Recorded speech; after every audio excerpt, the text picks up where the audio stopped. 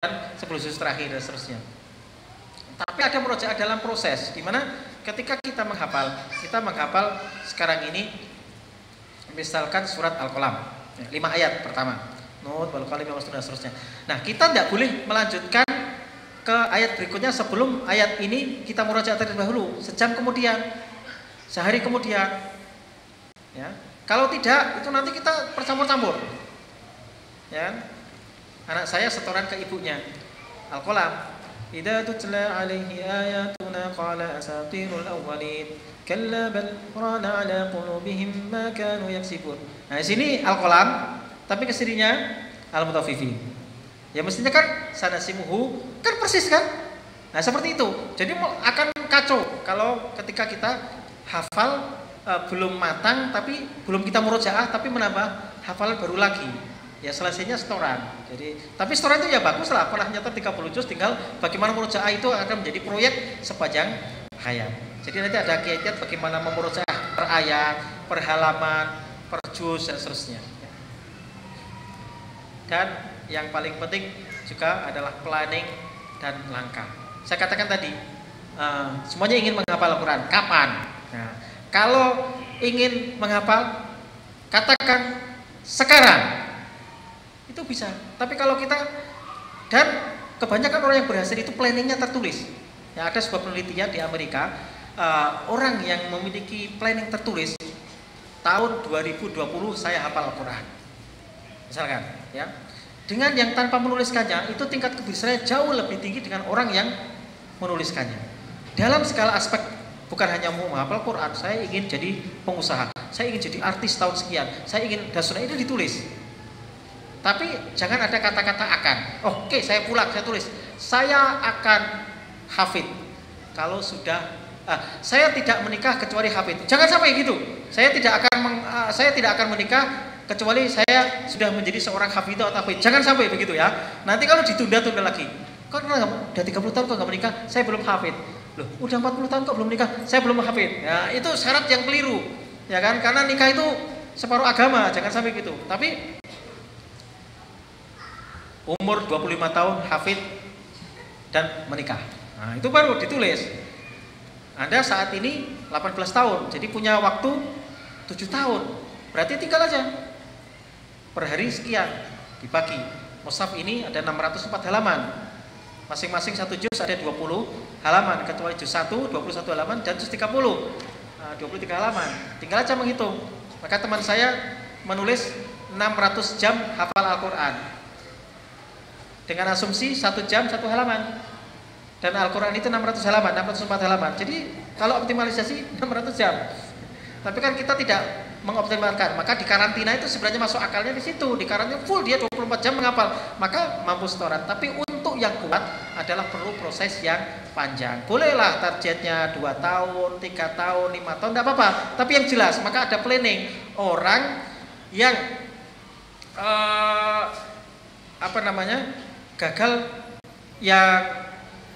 gagal merancang sesuatu, maka sesungguhnya dia adalah merancang kegagalan. Jadi harus betul-betul ada planning yang. Saya pikir ini yang bisa saya sampaikan. Intinya sesungguhnya dari buku ini adalah aspek motivasi sesungguhnya. Ya, bukan cara itu gini ini prakteknya nanti fleksibel, setiap orang bisa. Apakah nanti satu ayat langsung dibaca 10 kali, 20 kali, atau satu halaman langsung dibaca 20 kali, itu masing-masing orang berbeda. Tapi yang paling mendasar adalah bagaimana langkah, bagaimana motivasi, bagaimana kita menumbuhkan hasrat dan kemudian kita cinta itu kita wujudkan. Kalau tidak itu, cara apapun tidak berguna. Saya pikir itu yang bisa saya sampaikan. Maaf ini karena keterbatasan waktu, ini perlu detail sesungguhnya. Dan sekali lagi saya rekomendasikan, sayang sekali kalau Anda tidak baca buku ini. Jadi saya hanya menyampaikan sekilas-sekilas saja. Satu poin itu perlu pendetailan, dan kalau perlu mungkin dikaji Ustadz di sini mahasiswa-mahasiswa, dan mungkin ada kajian yang lebih intens terhadap buku ini. Walaupun ada memang beberapa catatan, ini karya terjemahan cukup bagus terjemahannya, walaupun ada beberapa hal yang mungkin agak janggal, tapi saya sangat memaklumi. Tapi kualitasnya cukup bagus. Nanti mungkin bisa ada beberapa kesalahan di ada di sini ada metode taklid. Sesungguhnya tidak seperti itu maksudnya, tapi saya menghafal Al-Qur'an dengan metode tradisional, konvensional. Tapi di sini metode taklid. Metode taklid itu apa ya? Enggak, tapi insya Allah secara umum kayak terjemahannya cukup bagus dan layak kita baca. Kalau Anda membaca aslinya mungkin juga malah lebih banyak salah pahamnya, ya kan? Jadi baca terjemahannya. Sekian sekilas uraian tentang buku Langkah Mudah Menghafal Al-Qur'an. Mudah-mudahan bermanfaat bagi kita semua. Aku qouli hadza wa astaghfirullahi wa lakum. Wa akhiru da'wana alhamdulillahirabbil alamin. Wassalamualaikum warahmatullahi wabarakatuh. Terima kasih kepada Ustaz Salafuddin Abu Said yang telah memaparkan 9 langkah menghafal Quran. Dan kali ini kita insya Allah akan mendengarkan bagaimana salah satu dari teman kita, adik kita dapat menghafal Al-Quran dan dalam waktu atau usia yang sangat belia. Mungkin kita kembalikan kepada MC kita.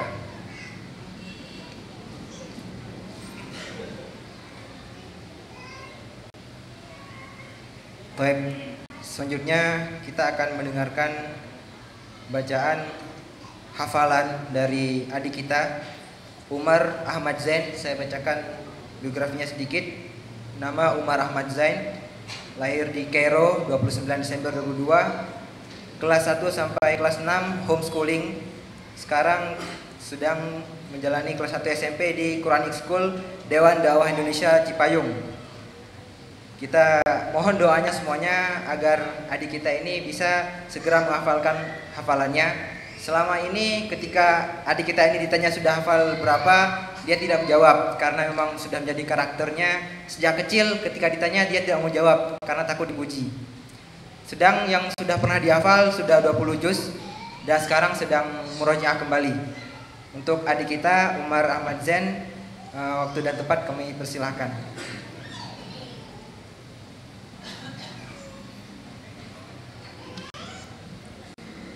Assalamualaikum warahmatullahi wabarakatuh.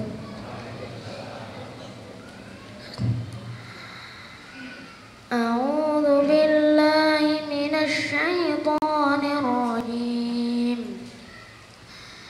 Bismillahirrahmanirrahim.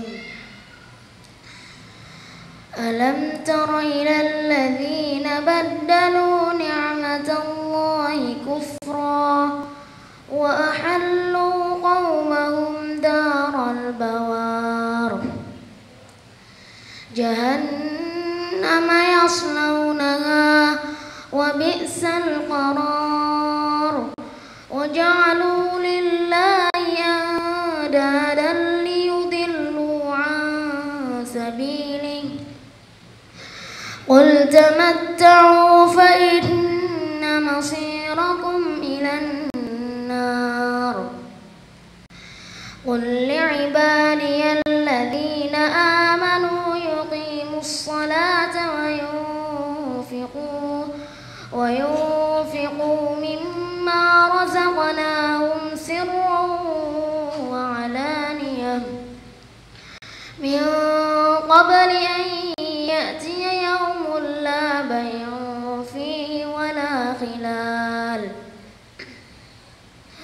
Allahu alladhi khalaqas samawati wal arda wa anzala minas samaa'i maa'an fa akhraja bihi minats thamarati rizqan lakum wa sakhkhara lakumul fulka litajriya fil bahri bi amrihi wa sakhkhara lakumul anhar وسخر لكم الشمس والقمر دائبين وسخر لكم الليل والنهار وآتاكم من كل ما سألتموه وإن تعدوا نعمة الله لا تحصوها innal insana lazalumun كفار وإذ قال إبراهيم رب اجعل هذا البلد آمنا واجنبني وبني أن نعبد الأصنام رب إنهن أضللن كثيرا من الناس فمن تبعني فإنه مني ومن عصاني فإنك غفور رحيم ربنا إني أسكنت من ذريتي بواد غير ذي زرع عند بيتك المحرم ربنا ليقيموا الصلاة فاجعل أفئدة من الناس تهوي إليهم وارزقهم من الثمرات لعلهم يشكرون ربنا إنك تعلم ما نخفي وما نعلن وما يخفى على الله في شيء في الأرض ولا في السماء الحمد لله الذي وهب لي على الكبر إسماعيل وإسحاق إن ربي لسميع الدعاء رب اجعلني مقيم الصلاة ومن ذريتي ربنا وتقبل دعاء ربنا اغفر لي ولوالدي وللمؤمنين يوم يقوم الحساب ولا تحسبن الله غافلا عما يعمل الظالمون إنما يؤخرهم ليوم تشخص فيه الأبصار Assalamualaikum warahmatullahi wabarakatuh. Kemudian selanjutnya sedikit selingan, yaitu presentasi dari tim DDC Donasi Dakwah Center yang akan disampaikan oleh Saudara Husni Haikal. Kepadanya waktu dan tempat kami persilakan. Assalamualaikum warahmatullahi wabarakatuh. Innal hamdalillah nahmaduhu wa nasta'inuhu wa nastaghfiruh wa na'udzu billahi min shururi anfusina wa min sayyiati a'malina may yahdihillahu fala mudilla lahu wa may yudlil fala hadiya lahu asyhadu an la ilaha illallah wahdahu la syarika lahu wa asyhadu anna muhammadan 'abduhu wa rasuluh la nabiyya wa la rasula ba'da amma ba'd. Naam. Hadirin sekalian, Bapak, Ibu-ibu dan ikhwan dan akhwat sekalian rahimahullah. Pada hari ini insyaallah kami dari tim DDC Islam yaitu Donasi Dakwah Center ingin mempresentasikan, mengabarkan kepada kawan sekalian tentang program kami. Itu kami ini dari DDC Donasi Dakwah Center Islam. Nah, profil DDC bisa kita lihat. Nah, Donasi Dakwah Center DDC adalah salah satu divisi di bawah Yayasan Al-Islam Bekasi yang berkhidmat untuk menghimpun data umat, memfasilitasi kaum muslimin dalam menyalurkan infak atau sedekahnya secara tepat, bermanfaat serta produktif yang kemudian disalurkan untuk kemaslahatan umat dan menunjang pemberdayaan kaum muslimin baik di bidang pendidikan, dakwah maupun sosial. Ini sekilas profil DDC. Kemudian latar belakang berdirinya DDC yaitu yang pertama, diperlukannya divisi yang konsen dalam menghimpun dana umat secara jujur, amanah, dan transparan untuk keberlangsungan terlaksananya program-program Yayasan Islam. Nah, ini yang pertama. Kemudian yang kedua, sebagai bentuk upaya kami dalam membantu program-program Yayasan Pesantren Tinggi dan DKM Al-Islam. Kemudian adanya permintaan dan dorongan kaum muslimin agar dibentuknya divisi dana sosial, pendidikan dan dakwah. Kemudian memfasilitasi kaum muslimin dalam menyalurkan infak atau sedekahnya secara tepat dan produktif untuk pemberdayaan umat Islam. mengajak seluruh kaum muslimin untuk saling menolong dan saling berbagi serta memperkuat tali silaturahmi. Seperti itu. Kemudian selanjutnya sebagai upaya dalam mengoptimalkan penyebaran syiar Islam. Kemudian struktur al-Islam jadi DDC. Yang pertama pada saat itu Ustadz Farid Ahmad Okbah MA selaku ketua yayasan. Kemudian Dewan Syariah Dr. Ahmad Zain An-Najah. Kemudian ketua Ustadz Sabiq Muslim SPDI. Kemudian sekretaris dipegang oleh Muhammad Khalid. Kemudian bendahara Nurmadi Sumantri. Kemudian Humas Irfan Abdul Mikdam atau Habib Husdan. Website yaitu Mu'ad Faisal. Kemudian selanjutnya program DDC Al-Islam. Yang pertama maslahat bagi umat, itu menerima dan mengevaluasi infak dari umat untuk umat. Kemudian pelatihan dan kaderisasi dai serta mengirimkannya ke berbagai pelosok tanah air. Terus memberikan beasiswa bagi para penghafal Al-Quran. Kemudian pelayanan jenazah gratis bagi kaum duafa sesuai syar'i, santunan kaum duafa dan anak yatim, konsultasi ruqyah syariah. Kemudian membantu korban bencana atau terkena musibah. Selanjutnya pengadaan sarana dakwah, mencetak dan menyebar buku Islam dan buletin dakwah. Program pembinaan masyarakat, tahsin, tahfidz, kajian mingguan dan lain. Jadi di sini ada kajian mingguan yang diadakan setiap malam Ahad.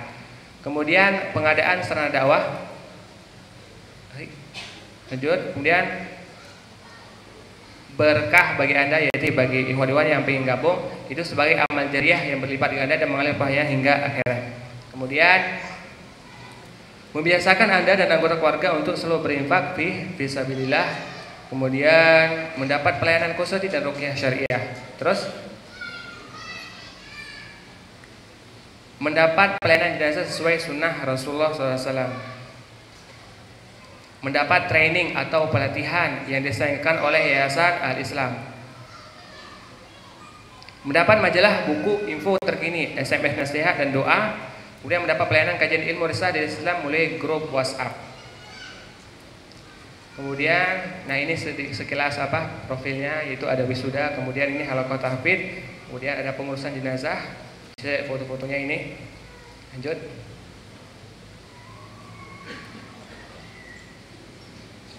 Kemudian lanjut lagi. Nah ini foto yang tadi yang agak diperlebar. Lanjut. Nah ini kita ada apa namanya? Lanjut lagi. Lanjut. Lanjut masih ini ada gambar tentang tata cara pelayanan jenazah. Kemudian kita masih ada program yaitu pengadaan ambulan. Jadi bagi saudara-saudara kalian yang ingin menginfakkan untuk pengadaan ambulan yang digunakan untuk lanjut antar jemput jenazah hingga ke tempat pemakaman, kemudian antar jemput pasien yang sakit, pelayanan ambulan gratis untuk fakir miskin. Nah ini pengadaan dari ambulan. Jadi kami masih membutuhkan dana untuk hal ini, sarana sarana kegiatan dakwah dan kemanusiaan. Kemudian, nah ini brosurnya tentang pengadaan ambulan. Kemudian selanjutnya, nah sebelumnya kami ucapkan terima kasih buat para donatur yang sudah memberikan infak kepada DDC Islam. Jika ikhwan-ikhwan sekalian ingin menjadi donatur, silahkan mengambil formulirnya di panitia di bawah, bisa menuju sekretariat Islam. Sekian, terima kasih. Assalamualaikum warahmatullahi wabarakatuh. Kita lanjutkan kepada pembicara kedua yang akan disampaikan oleh Ustadz Ahmad Taqiyuddin LC. Kepada beliau kami persilahkan.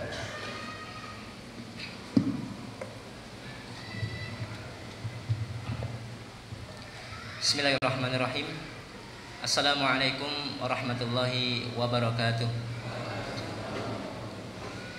Innal hamdalillah nahmaduhu wa nasta'inuhu wa nastaghfiruh wa na'udzu billahi min syururi anfusina wa min sayyiati a'malina may yahdihillahu fala mudilla lahu wa may yudlil fala hadiya lahu asyhadu an la ilaha illallah wahdahu la syarika lah wa asyhadu anna muhammadan abduhu wa rasuluh la nabiyya wa la rasula ba'dah shalli wa sallim wa barik ala nabiyyina Muhammad wa ala alihi wa sahbihi wa man tabi'ahum bi ihsanin ila yaumil qiyamah.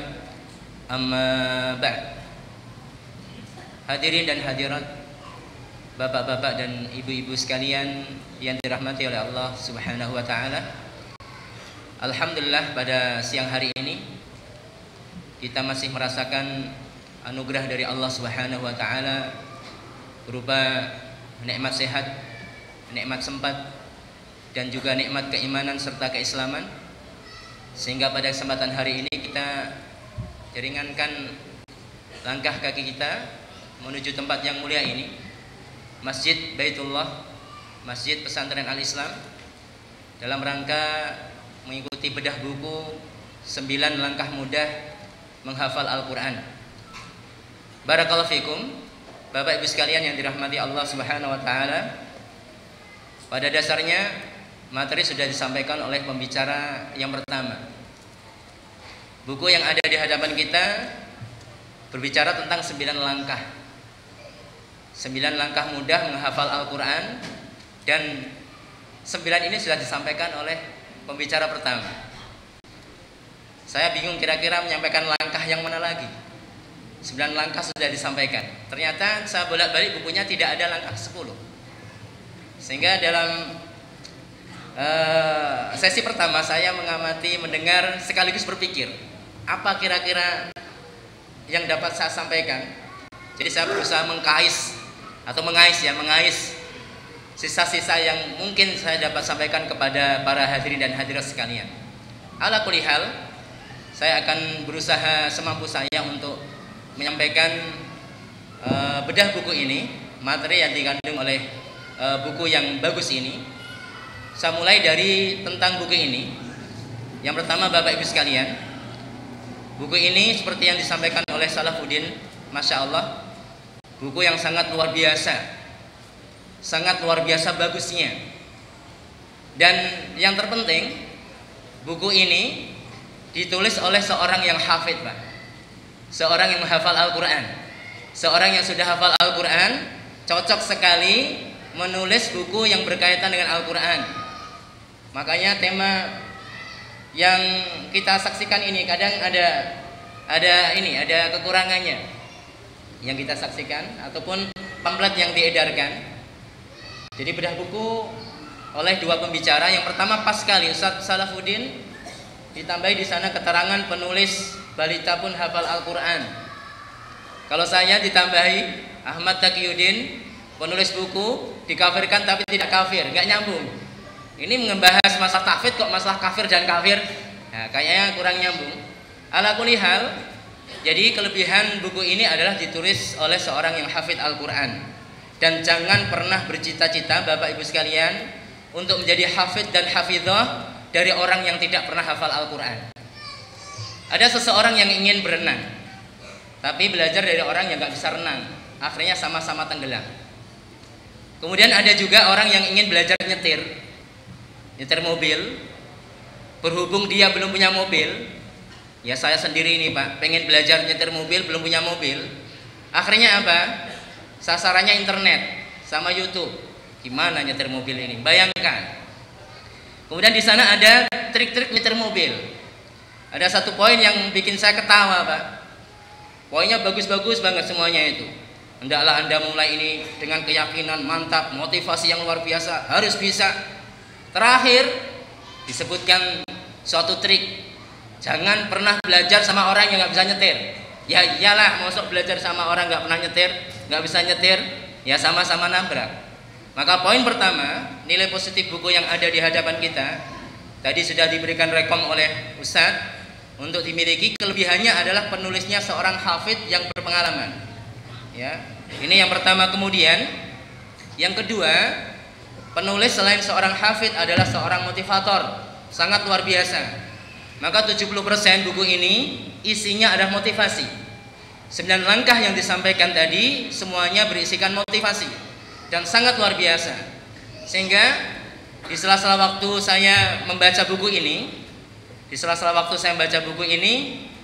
pikiran saya itu teraduk-aduk, Pak. Ketika beliau memberikan motivasi bagaimana kita tuh harus mencintai Al-Quran, memberikan prioritas Al-Quran, saya sering tidak menyelesaikan bacaan selanjutnya. Buat apa kita saya selesaikan buku ini, saya langsung ambil mushaf dan murojaah, Pak. Ini salah satu pengaruh efek yang sangat luar biasa yang hadir dari seorang motivator, yaitu Ustadz Masdi Ubaid, sehingga hadir dengan sajian yang sangat unik sekali. Tidak hanya menyentuh wilayah intelektual, seorang harus cerdas, menghafal Al-Quran itu tidak disyaratkan seorang harus memiliki IQ sekian, tetapi beliau juga menyentuh wilayah spiritual, dibangkitkan seseorang kesemangatan dan motivasi di dalam menghafal Al-Quran. Dan itu terangkum pada 9 langkah mudah di dalam menghafal Al-Quran. Kemudian yang ketiga, kelebihan yang dimiliki oleh buku ini adalah beliau Al-Ustadz Masdi Ubaid hafizahullah ta'ala seorang yang idealis pertama, namun juga realistis. Kenapa seperti itu? Dengan konsep yang sangat luar biasa bagus, sistematis sekali. Beliau sering menyebutkan target seseorang menghafal Al-Quran selama 30 bulan. Artinya seorang itu mampu menghafal Al-Quran selama 2,5 tahun. Ini waktu yang cukup longgar. Ini waktu yang sangat longgar dan tidak khayalan, Pak. Tidak khayalan, karena pada dasarnya Bapak Ibu sekalian, orang yang menghafal Al-Quran itu bukan hanya sekedar setoran, tapi namanya al-hifz, itu menjaga, mengulang hafalannya. Maka ada satu kasus di sebuah pesantren, santri-santri ya, di pesantren tersebut, dan ini biasanya juga wujud di pesantren yang lain. Penyakitnya adalah orang itu terburu-buru di dalam menghafal Al-Quran. Kalau temannya menghafal Al-Quran, menghafal mushaf itu sehari 2 lembar, dia ingin 3 lembar. Bagus, satu sisi dia musabaqah, betul-betul munafasah, berlomba-lomba dalam kebaikan. Namun ternyata hasilnya tidak maksimal. Namun ada santri yang setiap hari hanya menghafal 1 halaman, Pak. Terus istiqomah 1 halaman, terus seperti itu. Sampai akhirnya dalam waktu kurang dari 2 tahun dia menyelesaikan Al-Quran. Dan dia adalah satu-satunya santri yang ketika menyelesaikan setorannya minal jinnati wan nas pada hari Senin atau Selasa, hari Rabunya dia tasmi' Al-Quran 30 juz. Yang santri yang lain yang berlomba-lomba sehari 5 lembar, kemudian mungkin ada yang lebih daripada 5 lembar, artinya lebih dari setengah juz, tidak berani tasmi'. Dan bahkan proses untuk memindahkan memori pendek dia menuju memori panjang itu butuh waktu yang sangat luar biasa. Gak mungkin, gak dobit, adanya dobot. Ya. Gak dobit di sini. Maka satu kelebihan juga yang dimiliki oleh penulis adalah realistis, idealis. Orangnya idealis, lihat dari tulisannya. Namun juga realistis. Bukan berarti saya menafikan program kawan-kawan, yaitu menghafal Al-Quran dalam karantina ya, selama 100 hari atau 1 bulan 2 bulan. Namun memang realita yang ada kadang sering menguap, menghafal Al-Quran dalam 1 bulan tapi menguap dalam waktu 1 minggu, ditambahi harusnya. Dan ini juga menjadi suatu kekurangan bagi para pembina tahfidz. Terkadang kurang menekankan dari sisi yang lain. Yang ditekankan kapan saya bisa menyelesaikan Al-Quran. Ini bagus juga, ada batas, ada suatu rencana, bagus. Tapi terkadang kurang ditanamkan oleh para pendidik Al-Quran, kapan saya bisa khusyuk dengan Al-Quran ini, kapan saya bisa menangis ketika saya baca Al-Quran, kapan saya bisa menikmati Al-Quran. Di sini kurang ditekankan, termasuk salah satu kekurangan buku ini, kurang ditekankan dalam sisi itu. Tapi ditekankan dalam sisi mungkin target, kemudian batas, rencana, dan semuanya memiliki kurang dan lebih. Barakallahu fikum, Bapak Ibu sekalian yang dirahmati oleh Allah Subhanahu wa taala. Kemudian buku ini, buku yang dikemas dengan sangat apik sekali dalam setiap poinnya, mengajarkan kepada kita tentang satu istilah bahwa at-thariqatu ahammu minal madah. Jadi metode terkadang itu lebih penting daripada materi itu sendiri. Banyak orang yang menghafal Al-Quran bertahun-tahun tidak bisa menghafal Al-Quran. Andaikan dia menghafal kok nggak mungkin nggak kuat-kuat, perlu dipertanyakan apakah metodenya sudah benar atau belum. Ini juga menjadi titik lebih buku ini. Jadi memberikan isyarat kepada kita bahwa memang terkadang metode itu lebih penting daripada materi itu sendiri. Selanjutnya, ya, buku ini semakin terasa indah dengan bahasa terjemahan yang masya Allah luar biasa, baik dan mengalir. Dan alhamdulillah penerjemah buku ini adalah salah satu alumni kita, Bapak Ibu sekalian, salah satu alumni dari Al-Islam yang menerjemahkan buku ini. Hafizahullah Ta'ala, semoga Allah memberkahi dan menjaganya. Dan penerbit buku ini, penerbit Aqwam, juga luar biasa dalam bahasa komunikasinya. Ditulis di sampulnya adalah 9 langkah mudah menghafal Al-Quran. Kita tidak terasa terhipnotis ya Pak. Ditulis 9 langkah mudah menghafal Al-Quran.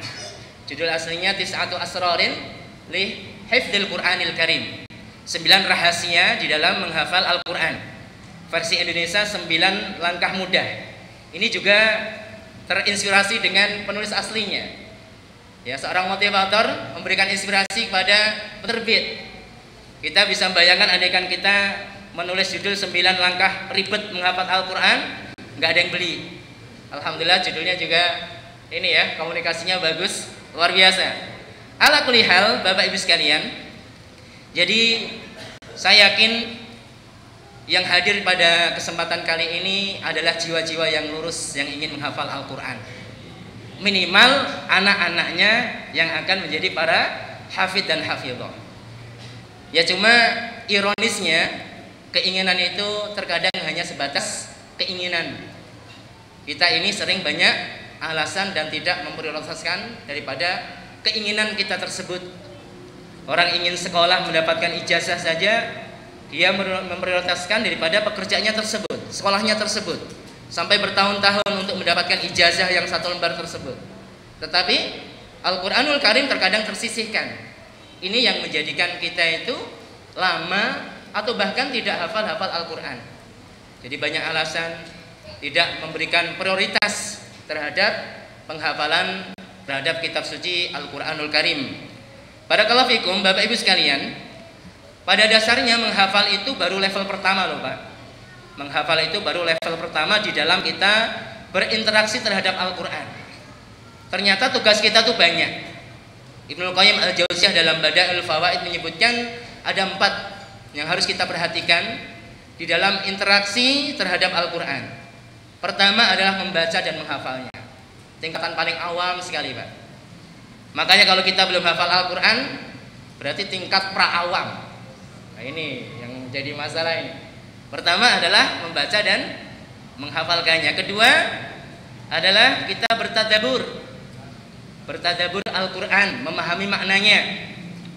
Kemudian yang ketiga adalah mengamalkan daripada hukum-hukum Al-Quran. Kemudian yang keempat adalah menjadikan Al-Quran itu sebagai syifa, obat, penawar bagi penyakit, baik yang dohir ataupun penyakit batin kita, penyakit riya. Kalau orang itu membaca Al-Quran dan memahami firman Allah, iyyaka na'budu wa iyyaka nasta'in, hanya kepada Engkau kami beribadah dan hanya kepada Engkau kami memohon pertolongan, maka insya Allah penyakit riya itu tidak ada. Ini sudah diobati oleh Al-Quran. Kalau dia memahami substansi firman Allah, alhamdulillahirabbil alamin, insya Allah akan sering timbul dan tumbuh rasa syukur dalam hatinya. Ini Al-Quran. Barakallahu fikum, Bapak Ibu sekalian yang dirahmati oleh Allah Subhanahu wa taala. Sebetulnya ada 3 modal yang saya simpulkan dari buku ini di dalam menghafal Al-Quran. Yang pertama adalah keyakinan. Yakin kalau kita itu bisa menghafal Al-Quran. Ini penting. Kadang itu kita tanda tanya, mosok sih, itu mah bahasanya orang motivasi saja, biasa mah kayak gitu, kan gitu. Orang kurang yakin di dalam menghafal Al-Quran. Di Yaman, di negeri di mana saya pernah di sana, anak-anak kecil tuh Pak, Masya Allah, usianya belum sampai 15 tahun ya, ada mungkin 10 tahun, hafalan Al-Quran mereka tidak kurang dari 20 juz, lancar lagi Pak. Bahkan membacanya mungkin belum lancar. Ini mungkin rahasia yang banyak diketahui oleh Ustaz Salahuddin, penulis buku Balita Hafal Al-Quran. orang menghafal Al-Quran tapi dia belum bisa membaca Al-Quran. Luar biasa. Kemudian Al-Quran di Yaman itu biasa dihafal dalam tempo yang relatif singkat, 1 atau 2 bulan. Dan kualitas hafalannya cukup bagus. Kenapa seperti itu? Ini karena 2 hal. 1, karena hal itu menjadi suatu kebiasaan. Satu kebiasaan. Pertama, jadi kalau suatu itu menjadi biasa, ya sudah suatu yang lumrah, bukan suatu yang ajaib. Pernah pada satu acara di KBRI Yaman, tampilan sebagian warga negara Indonesia, orang-orang Aceh menampilkan tari Aceh. Tari Aceh tahu ya Pak? Saya nggak bisa. Tari apa namanya itu? Tari Saman. Ada orang-orang Yaman lihat gerakannya seperti itu, luar biasa. Tepuk-tepuk dada, tepuk-tepuk tanah. Ribet, saya sendiri ribet gitu karena belum biasa. Orang Yaman bilang, "Hadhihi mu'jizah min Allah." Ini mah mukjizat ini, gimana caranya kata. Kenapa seperti itu? Karena belum biasa. Ya. Kemudian yang kedua, kenapa bisa seperti itu? Karena mereka yakin bisa. Ya kan? Kalau dipaparkan kepada Bapak Ibu sekalian, insya Allah Bapak Ibu sekalian bisa menghafal Al-Quran dengan kesibukan yang ada selama 2 tahun. Gak mungkin Pak Ustaz, gak mungkin katanya. Dengan kata gak mungkin itu sudah menanamkan pada diri kita tidak mungkin bisa menghafal Al-Quran. Ini. Jadi yang pertama adalah keyakinan. Kemudian yang kedua kemampuan. Kemampuan ini mencakup manajemen kita dalam menghafal. Yang sibuk bagaimana kita memanage waktu kita. Kalau santri Al-Islam atau santri Pondok Tahfidz menghafal Al-Quran itu suatu yang istimewa Pak.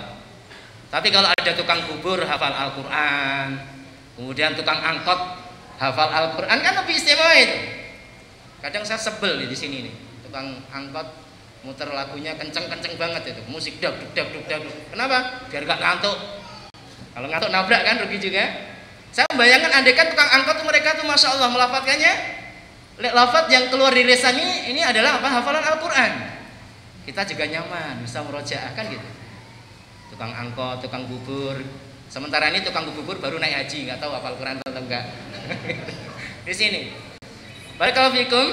Kemudian yang ketiga adalah tentunya kesempatan. Ini berkaitan dengan yang kedua tentunya. Jadi mau nggak mau orang yang hafal Al-Quran, ingin menghafal Al-Quran, menjadi hafid, harus menyediakan waktu Pak. Jadi intinya hanya kembali pada diri kita masing-masing. Kalau santri hafal Al-Quran 2 tahun atau kurang dari 2 tahun, kita yang orang sibuk ini Pak, yang mikir besok bayar listrik, berasnya habis, ini gas naik, ini presiden gimana ini kan itu pusing itu, gimana ngapal Al-Quran Pak Ustaz, pusing, listrik belum bayar. Nah ini kan, jadi intinya adalah bagi waktu. Jadi kalau santri 2 tahun, saya 5 tahun harus hafal Al-Quran.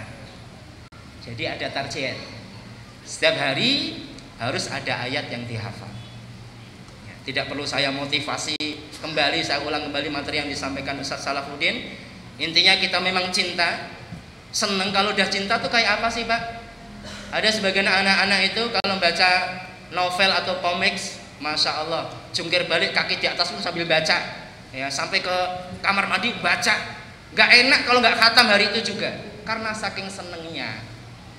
Kadang kita seneng terhadap Al-Quran tuh anget-anget saja, anget-anget itu kotoran ayam. Ya, seneng habis dimotivasi, masya Allah, langsung baca Al-Quran ngapal, tobat setahun nggak baca Al-Quran. Ini yang jadi menimbulkan motivasi pada diri kita itu penting, tapi menjaga motivasi tersebut itu yang sulit. Banyak sekali hewan-hewan itu habis seminar, habis daurah, masya Allah, tapi ketemu setelah itu sama saja. Ya orang-orang itu saja gitu. Kualitasnya juga itu saja. Ini penting sekali. Menanamkan cinta, dan cinta itu insya Allah akan semakin melekat ketika kita memahami akan pesan Al-Quran. Yang dalam buku ini juga kadang kurang ditekankan dalam masalah menghayati tadabbur Al-Quran, yang hal itu bisa menimbulkan rasa refleks dan lain sebagainya, kurang ditekankan. Dan saya berikan tambahan bahwa penting kita itu menghayati daripada pesan-pesan Al-Quran supaya betul-betul terjaga motivasi kita di dalam menghafal Al-Quran. Cinta, kita membayangkan kalau kita itu menjadi orang yang terbaik, membayangkan kalau kita itu ketika dihisab Allah memerintahkan kita baca Al-Quran dalam hadis Imam At-Tirmidzi dan Abu Dawud tadi. Dan setiap ayat Al-Quran itu akan menjadikan orang naik satu derajat. Derajat antara dua derajat, jarak antara dua derajat di akhirat itu seperti jarak antara langit dan bumi. Dan maksud daripada membaca di situ, Al-Imam Al-Albani rahimahullah ta'ala mengatakan al-hifadz, bukan baca bin nazar, Pak. Maksud perintah Allah membaca dalam hadisnya itu di akhirat, bacalah. Dan seseorang itu derajatnya sesuai dengan akhir yang dia baca. Itu maksudnya ada hafalan, Pak, bukan baca bil ghaib, bukan baca bin nazar. Kalau Bapak hafalnya 10 ayat, berarti derajatnya 10 saja. Bagaimana ini? Kemudian yang hafalannya cuma Al-Ikhlas, berapa ayat itu? 5 ayat atau 4 ayat itu kan? Al-Kautsar, lumayan, alhamdulillah. Tapi bagi orang yang hafal Al-Quran, di akhirat suruh murojaah, udah ngulang hafalannya. Dan setiap baca ayat naik 1 derajat. Masya Allah. Apa enggak seneng kita seperti itu? Kalau kita sadar tentang hal itu, akan berikan kita motivasi di dalam menghafal Al-Quran. Kemudian Bapak Ibu sekalian, kita langsung masuk pada wilayah praktek ini. Wilayah praktek bagaimana toh menghafal Al-Quran itu. Sebagainya sudah disebutkan oleh penulis di sini dan ada beberapa tambahan, insya Allah akan kami tambahkan. Jadi yang pertama, Bapak Ibu sekalian jangan sampai mencoba menghafal Al-Quran sebelum bacaannya lurus. Berarti masing-masing harus menyediakan waktu untuk tahsin, memperbaiki daripada tajwid, belajar makharijul huruf. Ya, kalau kita mendengarkan bacaan para qari, masya Allah indah sekali ya. Itu perlu proses, Pak. Perlu proses dari tajwid yang tingkat dasar, menengah sampai tajwid yang tingkatannya agak rumit. Dan ini penting diperhatikan bahwa belajar tajwid itu harus dengan guru, nggak boleh kayak orang tadi nyetir belajarnya lewat internet, ya. Akhirnya nabrak nanti takutnya. Lewat guru, karena ada beberapa bacaan tidak mungkin kita lihat secara teori di dalam buku. Ismam harus menggabung musyafatain, harus menggabungkan dua bibir, monyong sendiri kan gitu. Maksudnya apa ini? Ismam ini, ya, harus dipelajari dari seorang guru. Maka membaca Al-Quran termasuk sunnah yang turun temurun. Idealnya adalah memang belajar dari seorang hafidh, dan lebih ideal lagi belajar dari orang yang sudah punya sanad di sini. Jadi yang pertama, jangan menghafal kecuali memang bacaannya sudah baik tahsinnya. Karena kalau sudah dipaksa menghafal, takutnya hafalannya keliru, meluruskannya susah. Kayak orang Badui di Yaman itu, pernah saya dimintai untuk membimbing, ya bukan membimbing ya, menemani mereka lah dalam baca Al-Quran. Orang Badui, saya mengira Pak, orang-orang Arab tuh bahasanya kan Arab, baca Al-Quran lancar semua. Ternyata enggak. Orang Badui kita adakan daurah training pada liburan musim panas, baca Al-Fatihah sudah keliru Pak. Ini mungkin seusia SMP kali ya. Kalau kita membaca Al-Fatihah, iyyaka na'budu wa iyyaka nasta'in, dia bacanya iyyaka na'budu. Saya bilang, salah kamu. Iyyaka na'budu. Oh iya. Ulangi, iyyaka na'budu. Itu lagi. Sampai pegel saya. Kamu orang Arab gak sih? Iya, saya orang Arab katanya. Saya sampai ragu ini orang Arab beneran apa enggak ini. Kok mendingan saya gitu. Ini, jadi susah penghafalan seperti itu. Ya. Jadi yang pertama adalah jangan sampai kita menghafal kecuali sudah tajwidnya benar. Itu poin yang pertama. Kemudian diusahakan ketika kita menghafal, disebutkan penulis juga, menggunakan satu mushaf, satu cetakan, satu bentuk mushaf. Ya, jadi cetakannya sama walaupun besar kecilnya beda nggak masalah. Dianjurkan pakai Quran pojok. Dan alhamdulillah Quran standar Madinah itu bagus, walaupun harus dikenalkan beberapa tanda ya. Kalau tidak ya tadi seperti disampaikan oleh Ustaz Salafuddin, bil godati, orang bacanya bil godawati, karena ada harokatnya Pak. Fathul qiyam lagi, kan gitu. Fathahnya berdiri lagi. Makanya ketika diingatkan dia malah mendebat karena dohirnya seperti itu. Jadi ada beberapa tanda yang harus disampaikan kepada pembaca Al-Quran yang memakai mushaf cetakan Madinah. Ya, seperti itu. Digunakan satu mushaf karena itu juga mendukung untuk mengingat-ingat hafalan. Jadi kita itu optimalisasi panca indera kita, dan ini juga dibahas oleh penulis. Jadi bukan hanya penglihatan saja, tapi pendengaran, kemudian penciuman dianjurkan kalau bisa memakai Al-Quran yang wangi, yang berbau. Kalau bisa lagi setiap lembar itu wanginya beda. Wah, oh innalladzina kafaru sawun alaihim, wangi melati. Buka lagi. Jadi ketika mencium bau melati, oh ya Al-Baqarah ayat 6 itu. Nah, bukan ingat yang lain. Jadi mengoptimalisasi dalam indera kita, panca indera kita. Mendengar. Penulis juga menganjurkan bagi para penghafal Al-Quran yang waktunya itu mepet, Pak, sibuk, Pak, pekerja, itu menggunakan fasilitas media, mendengarkan murotal, MP3, MP4, ya. Dan kalau bisa setiap surat atau juz dengan korek yang berbeda. Al-Fatihah, misalnya Syekh Al-Ghamidi, Masya Allah, ya, maka ada imam, Pak. Al-Fatihahnya Al-Ghamidi, suratnya enggak Al-Ghamidi, karena suratnya menghafalnya dari korek yang lain.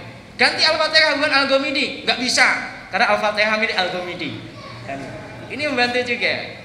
Al-Baqarah Syekh Abu Bakar Asy-Syatiri, oke. Ini juga membantu. Jadi mata kita melihat, optimalisasi pendengaran, sehingga ada orang yang menghafal Al-Quran tanpa membuka mushaf, cukup dengan mendengarkan berulang-ulang. Di sini mata, kemudian pendengaran kita sampai penciuman hidung kita, ini juga bisa kita gunakan di dalam menguatkan hafalan kita, menghafal dan menguatkan hafalan kita. Barakallahu fikum. Kemudian yang ketiga adalah memilih waktu yang pas. Maksudnya adalah memilih waktu yang pas ini ya waktu untuk menghafal, waktu untuk mengulang. Jadi tugas kita itu bukan hanya menghafal, Pak, tapi mengulang juga. Pertama, pilih waktu yang paling enak, Pak. Ketika kita itu nggak galau. Nah ini, jangan sekali-kali menghafal Al-Quran dalam kondisi galau. Harus rileks, santai, tidak semrawu. Kalau galau susah, Pak. Yang diingat bukan Al-Quran, malah yang enggak, ya kan gitu. Nih mas-mas yang masih muda nih, yang sering galau, maka kesempatan semakin sempit menghafal Al-Quran. Jangan sering galau. Nah, dan itu bisa diciptakan ya.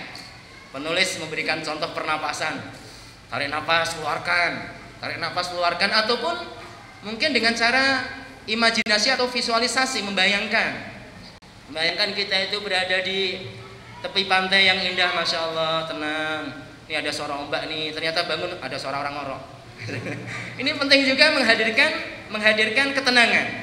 Ada satu konsep juga yang diajarkan Al-Quran, kita itu bisa tenang dengan sholat, insya Allah. Wasta'inu bisabri wassalah. Sebelum kita membuka Al-Quran untuk menghafal, ambil air wudhu, sholat dan minta kepada Allah, ya Allah, mudahkanlah saya dalam menghafal Al-Quran. Bayangkan kita mendapatkan kemuliaan dari Allah karena menghafal Al-Quran. Insya Allah akan dimudahkan. Di sini, ya, mulai dengan sholat, pikiran yang rileks, ambil waktu yang terindah, yang mudah kita menghafal. Karena ada sebagian orang yang bangun tidur itu susah ngapal, Pak. Ada orang yang bangun tidur pikirannya fresh. Maka kita pilih waktu yang enak buat kita, tidak dalam kondisi galau. Kemudian disediakan juga waktu untuk murojaah. Jangan semangat menghafal juga, Pak. Jadi kita minimal ada 3 tugas dalam menghafal Al-Quran ini.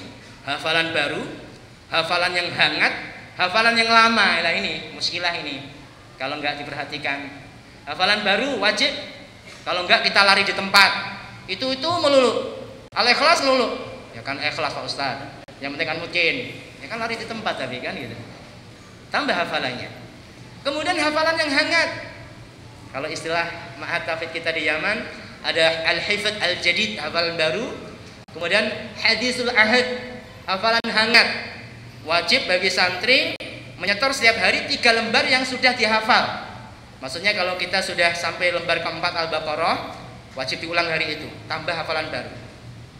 Kemudian ada yang ketiga hafalan lama, Pak. Misalnya kalau udah dapat 2 juz, dia berarti tugasnya tambah 1 hafalan baru. Kedua, hafalan yang baru dihafal 3 lembar setiap hari terus maju terus. Kemudian hafalan 5 sebanyak 5 lembar. Terus setiap hari. Gak mungkin kita bekerja. Mungkin, cuma mungkin kadarnya dikurangi, Pak. Mungkin sekali. Jangan hanya semangat menghafal. Itu penyakit kita itu. Seneng kalau lipatan Al-Quran kita tuh tebal. Masya Allah, udah 15 juz, saya kok Al-Baqarah melulu, ya Allah. Ini kadang penyakitnya. Isti'jal. Orang yang buru-buru ingin menyelesaikan tapi tidak memperhatikan kualitasnya. Ini diperhatikan, memilih waktu yang pas di dalam menghafal Al-Quran dan murojaah. Dan fungsi murojaah ini adalah apa? Jadi memindahkan memori yang jangka pendek kepada memori yang jangka panjang. Kemudian meningkatkan refleksi, bukan refleksi, refleks ya. Refleks lisan kita di dalam murojaah. Maka perlu dilatih hewan-hewan sekalian. Ketika murojaah Al-Quran itu sambil aktivitas. Ada orang yang murojaah Al-Quran bisa sambil duduk, ya kan? Tapi ketika suruh jalan, kabur hafalannya. Maka idealnya seorang sopir angkot bisa murojaah ketika nyopir angkotnya. Ya, orang bekerja besi bisa murojaah ketika mengerjai kerjaannya. Ya, seorang dokter bisa murojaah sambil operasi. Nanti takutnya keliru ya Pak. Habis operasi HP-nya ketinggalan di perut. Ini ada bunyi-bunyi ternyata ketinggalan, operasi lagi. Jadi silakan Pak ya. Jadi murojaah, refleks, tapi refleksnya jangan kebablasan. Ini biasanya orang ngantuk menghafal atau murojaah. Alam tara kaifa fa'ala rabbuka bi ashabil fil, alam yaj'al kaidahum fi tadlil. Ngantuk kan? Wa arsala 'alaihim ghairil maghdubi 'alaihim waladdallin. Ya kalau nggak imam nggak masalah. Kalau imam aminnya kok 2 kali nih, makmum bingung. Kok amin lagi? Mau nggak amin nggak enak kan, ghairil maghdubi 'alaihim waladdallin lagi kan? Ini murojaah membantu kita refleks di dalam menghafal. Terkadang otak kita tidak berperan banyak, jadi langsung nyambung. Ini diusahakan. Jadi banyak murojaah. Kalau bisa, mungkin kalau bagi bapak-bapak yang sibuk bisa menghafal 1 hari 2 ayat, 2 ayat sampai hari Jumat. Ya Jumat berarti berapa ayat Ibu? 6 kali 5 10 ayat. Hari Sabtu sampai hari Ahad itu jangan nambah hafalan, murojaah semuanya. Namun murojaah harian juga jangan ditinggalkan. Biasanya kita tuh kebiasaan ya, budaya orang Indonesia kebut semalam untuk menghadapi ujian. Ini keliru. Murojaah tiap hari jalan, tapi kita sisihkan hari-hari tertentu untuk tidak menghafal baru, tapi khusus untuk mengulang hafalan kita hari Sabtu atau Ahad. Dicoba silakan. Ya, ini mingguan. Nanti kita sediakan waktu bulanan untuk mengulang hafalan semuanya. Ini perlu kita praktekkan. Ini insya Allah lebih praktis ya, lebih praktis karena insya Allah mudah kita praktekkan. Coba kita praktekkan 1 ayat atau 2 ayat. Kapan mulai? Ya nanti habis training, habis bedah buku. Jangan besok, nanti habis bedah buku. Langsung, jangan ditunda-tunda. Saya menghafal Al-Quran. Jangan seperti yang disampaikan Ustaz Salahuddin. Jangan sekali-kali kita tulis itu saya akan menghafal Al-Quran. Hasilnya ya akan kan gitu kan. Seperti konon ceritanya Abu Nawas mengumumkan bahwa besok dia akan terbang. Orang pada ngumpul, kok gak terbang kamu Abu Nawas? Lah wong saya bilangnya akan terbang kan? Ya kayak gini terus kan gitu. Bukan terbang, akan terbang. Oh iya benar. Jadi hafal Al-Quran. Jangan saya akan menghafal Al-Quran, saya menghafal Al-Quran. Sudah. Barakallahu fikum. Kemudian selanjutnya Bapak Ibu sekalian, menyambung antara ayat lebih diutamakan daripada menghafal. Ini bisa saya sedikit jabarkan. Jadi memang tidak mungkin seseorang menghafal secara langsung, tetap 1 ayat dan 1 ayat. Ada berapa metode tentunya. 1 halaman itu kalau di Quran standar Madinah 15 baris ya Pak. 15 baris yang terdiri dari beberapa ayat. Ada orang yang menghafal per baris walaupun tidak selesai ayatnya. Ada orang menghafal 1 ayat langsung. Tapi masalahnya ada ayat penuh tuh Pak, 1 halaman itu 1 ayat itu. ayat yang berkaitan dengan dain. Itu kan satu halaman satu ayat itu. Ribet juga. Ini pilihan tergantung kita, mudahnya bagaimana. Kalau satu baris, oke, satu baris. Satu baris dihafal, akhir sampai akhir baris 15 baru dirangkai. Itu susah biasa.